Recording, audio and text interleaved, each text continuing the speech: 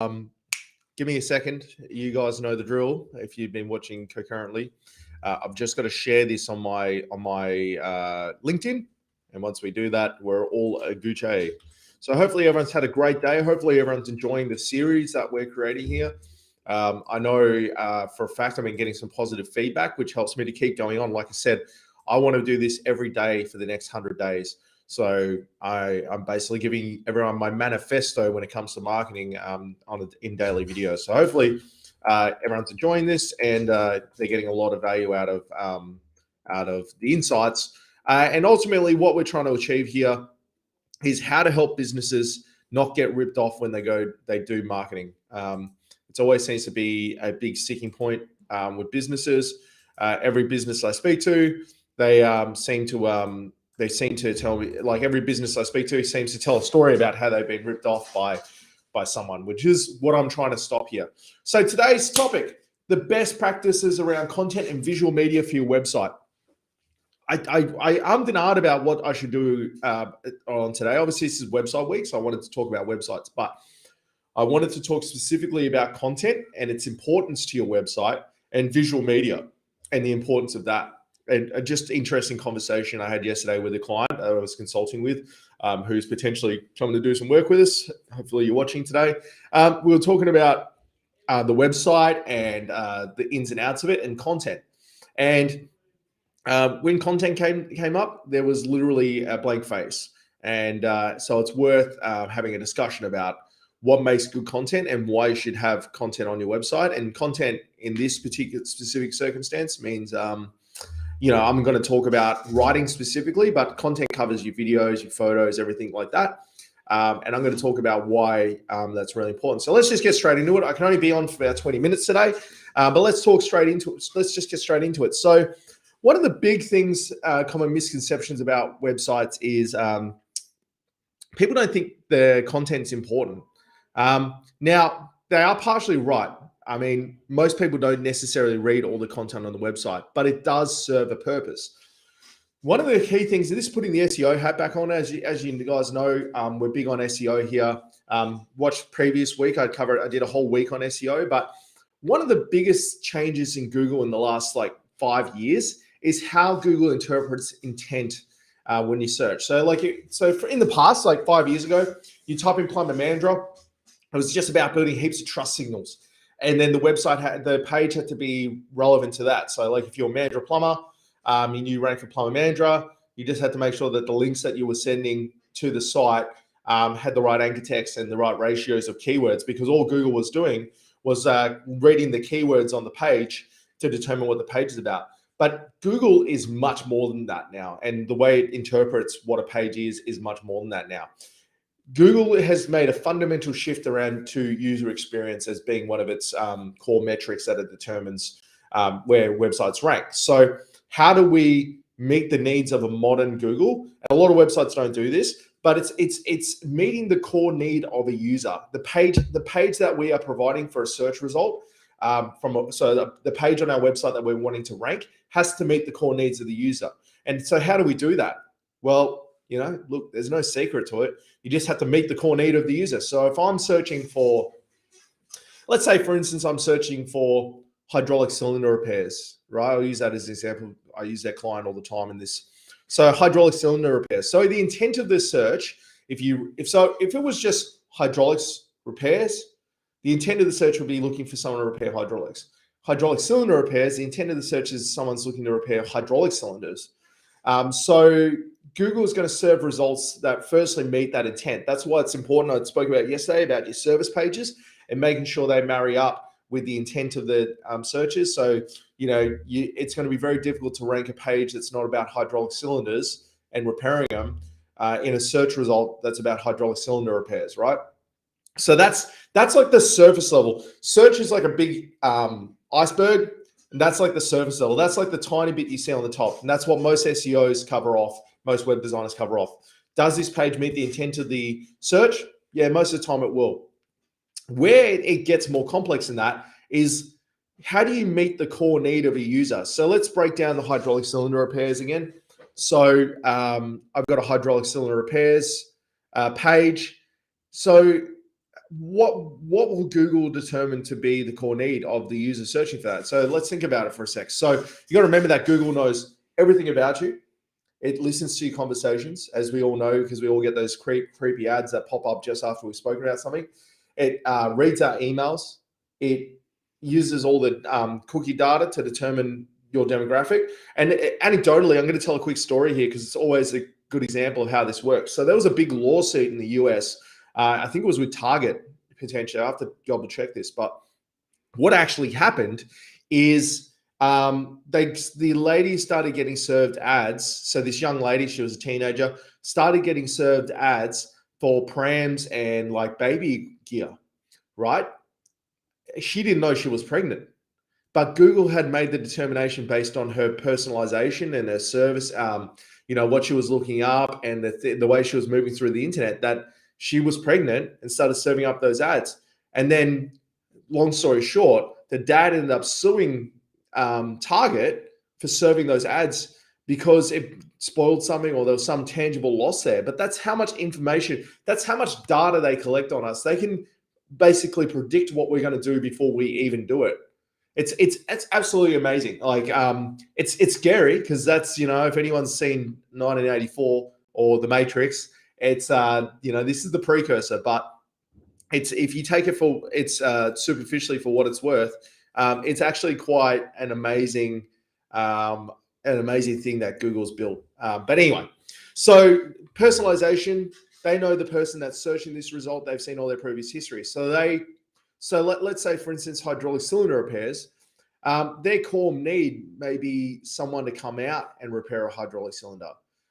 Their core need may be just getting some on the phone advice. Everyone has different core needs. Some core need might be researching how to repair it. Google knows all this, right? So when we produce content for a page, firstly, we need to have enough content on there to give Google context to what we do. So I always recommend at least 750 words for a content page on a site, even more ideally. But you've got to think about how someone will make a decision and write content based around that. It's less about the keywords that are in it and more about the context. So for instance, with the hydraulic cylinder repairs, the first paragraph's going to be, we are Sydney's best hydraulic cylinder company, service support, blah, blah, blah.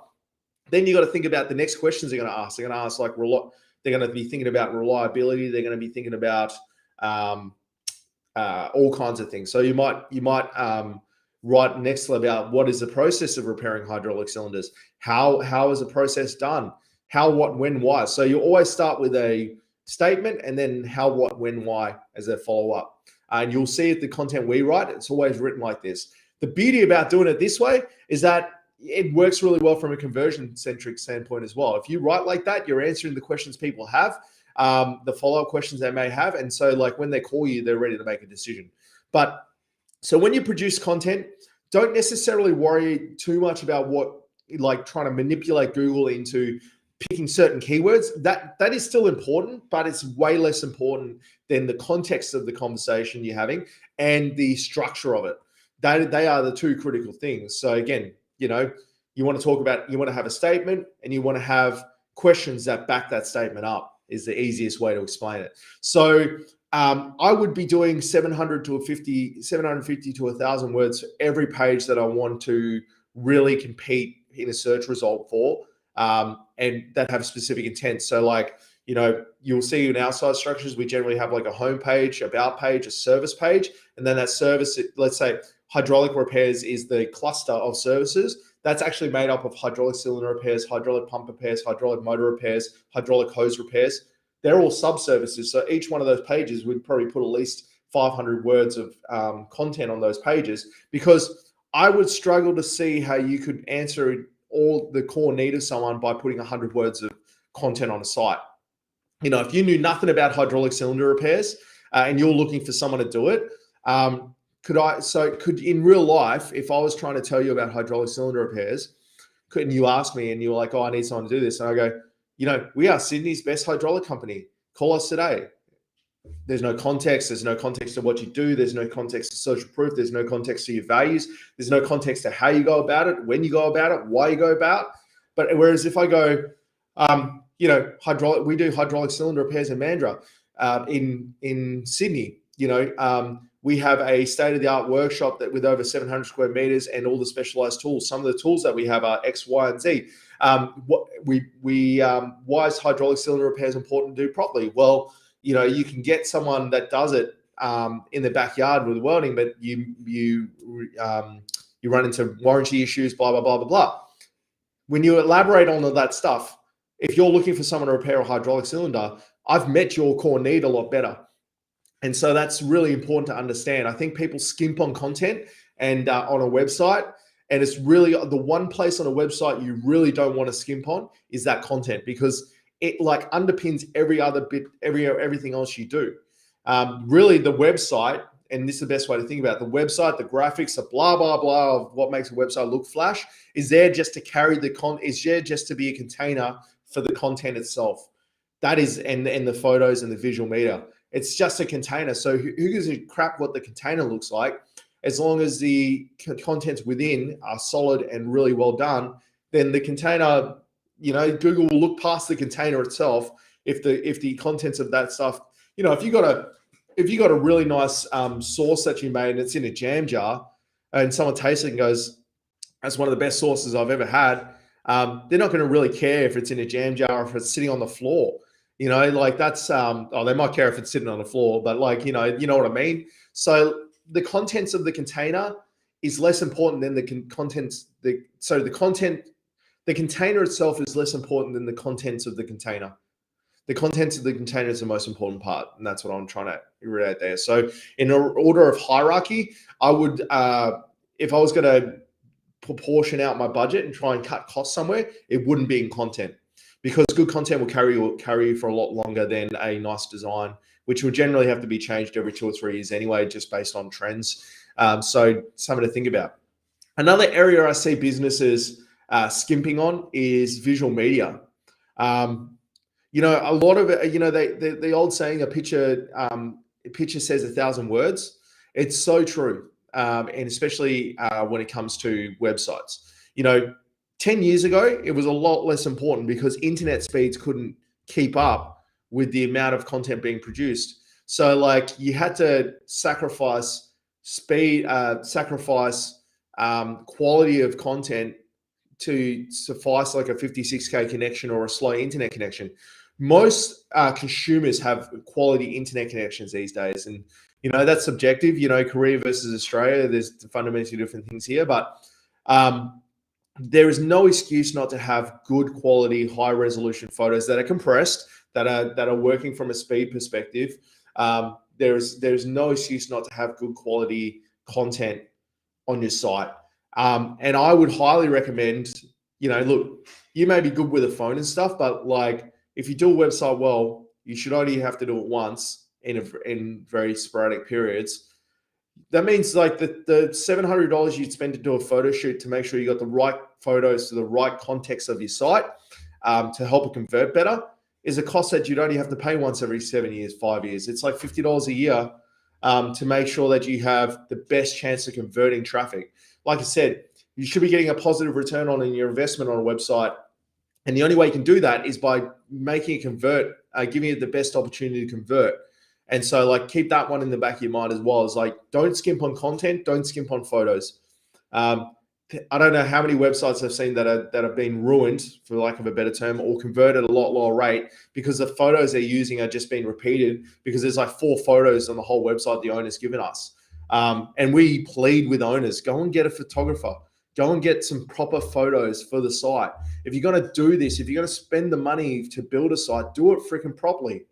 But look, I feel like sometimes business owners jump over dollars to pick up cents. That is one area that they seem to think that you can cut out. They get their wife to take photos, nothing's framed properly, it's all washed out from bright sun. You pay a professional photographer, it takes half the time and you get better outcomes. So I would always recommend that you get photos and liaise directly. If you're not sure what photos to get the photographer to talk to your web designer directly and liaise with them. So we built a website for a company down the road, Automotive Inspection Services. Shout out to Jono, Crystal, and Alicia over there doing good work. But they did it properly. They went and hired a photographer And then they basically said, oh, Jimmy, we don't know what photos to get. And I was like, well, just get the photographer to talk to us and I'll tell them the kind of photos we need for the pages. And so I sent the photographer a sitemap of what pages we were going to have. And we ended up with a huge amount of photos that were perfect for the places they were going. So, we had a motorcycle repair page. She got photos of motorcycles for us and people repairing them. We had a tuning page. She got photos of cars on a dyno. You don't have to. I think a lot of the reason people don't use photographers and things like that is they're worried they're going to have to organize that shit themselves or that stuff themselves.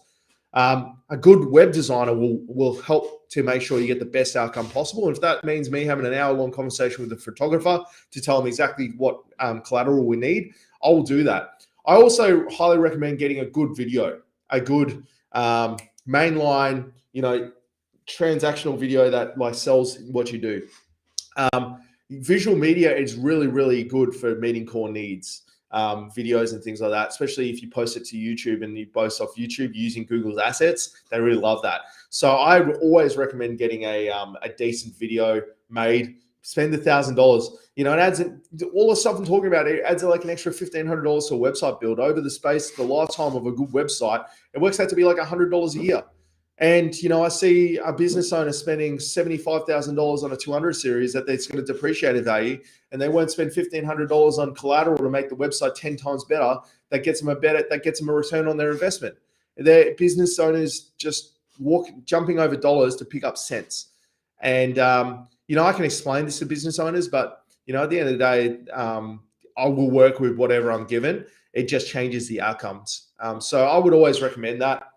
I'm going to finish this up here, guys, and keep this one nice and short.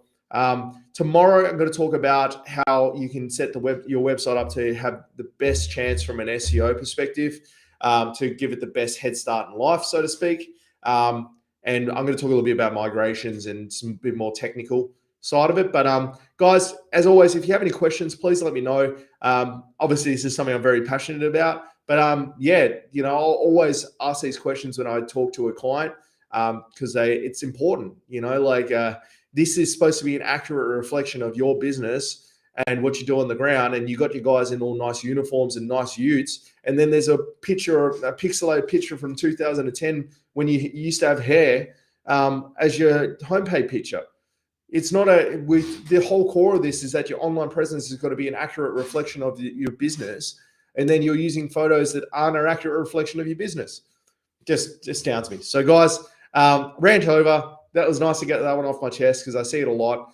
Don't skimp on your photos. Don't skimp on your content. Think about the cost over a lifetime of a website and stay safe. Have a great